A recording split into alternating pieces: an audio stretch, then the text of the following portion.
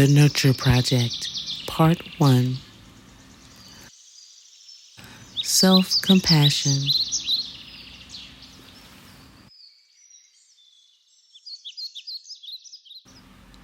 What is emotional nourishment? Our emotional selves actually affect every part of us.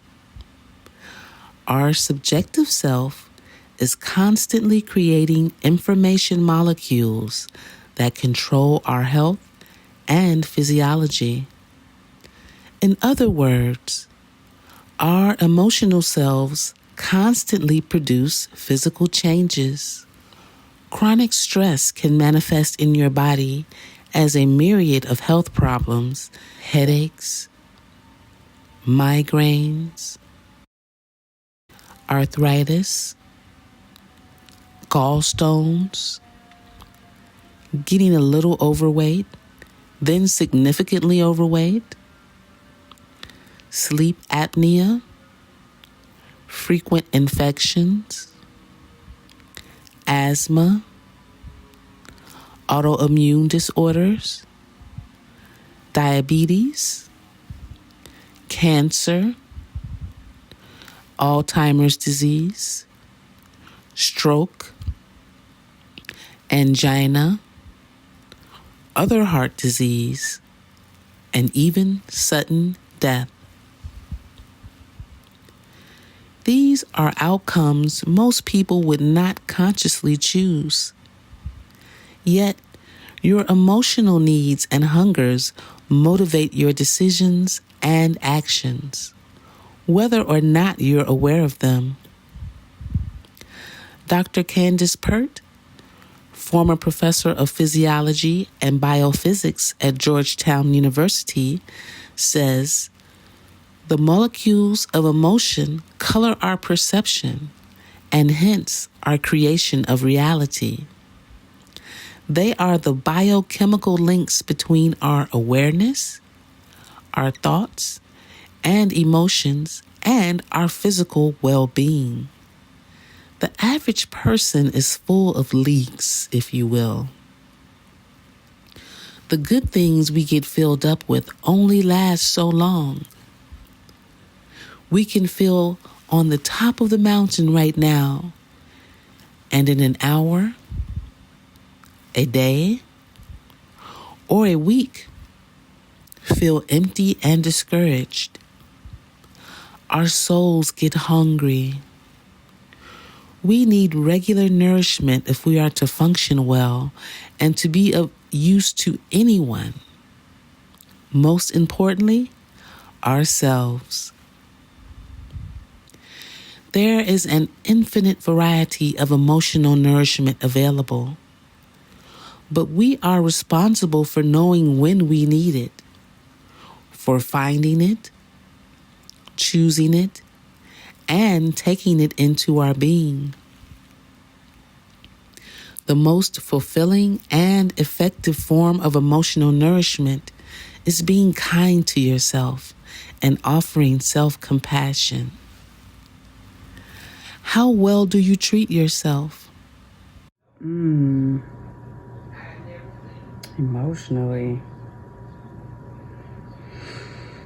I do a lot of self-talk.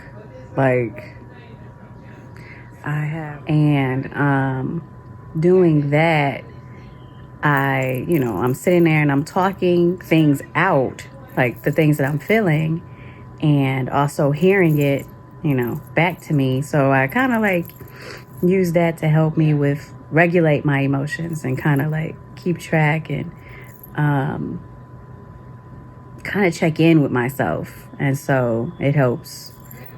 Initially, it helps nurture my relationship with myself emotionally without I don't dismiss anything that I'm feeling. I say it, no filter, and feels like I actually, in those moments, have a connection where I am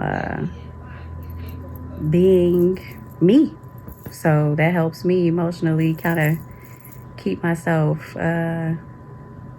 or one of the ways to help me kind of keep myself together, you know. Are you mostly helpful, sympathetic, forgiving, and supportive?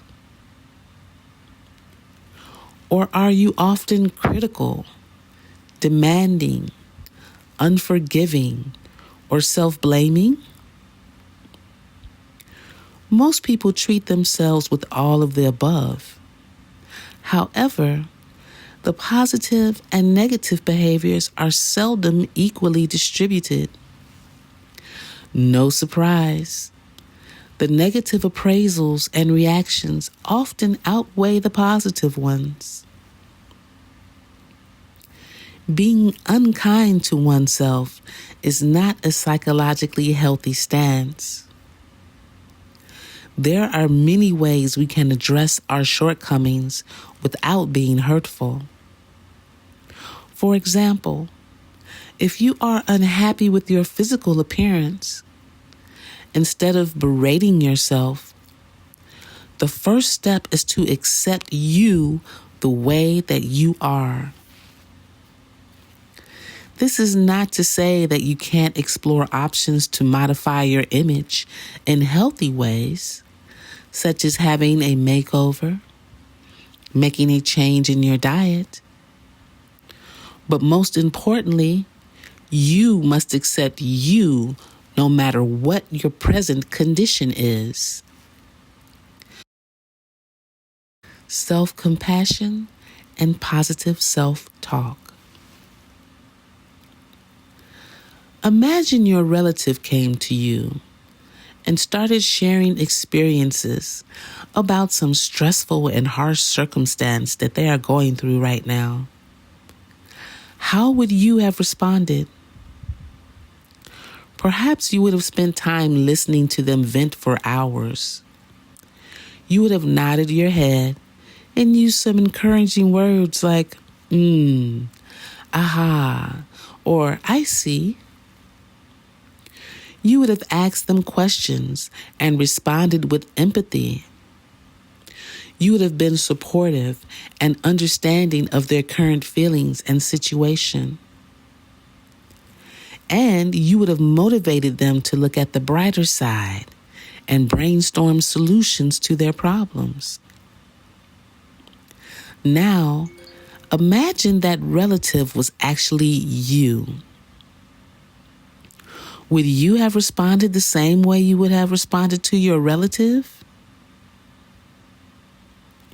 People mostly engage in self-criticism and negative self-talk, especially when they make mistakes or they feel out of control or rejected. Negative self-talk is like a vicious cycle that people engage in to deal with their negative circumstances. And this leads to more stress and suffering on the inside. In fact, experts on mindful self-compassion, Dr. Kristin Neff and Dr. Christopher Gerner, mentioned that self-criticism was the first response people engaged in as part of a defense mechanism in case of perceived danger or threat or when things went wrong. Dr. Neff and Dr. Gerner added that a person who engaged in self-criticism became both the attacked and the attacker. Instead of engaging in self-criticism, self-compassion is like responding to yourself with kindness, where you feel empathy and compassion for yourself during stressful circumstances. You could spend time listening to yourself venting thoughts and feelings in the present moment without judgment as part of you practicing mindfulness. You could nod your head and use some encouragers like,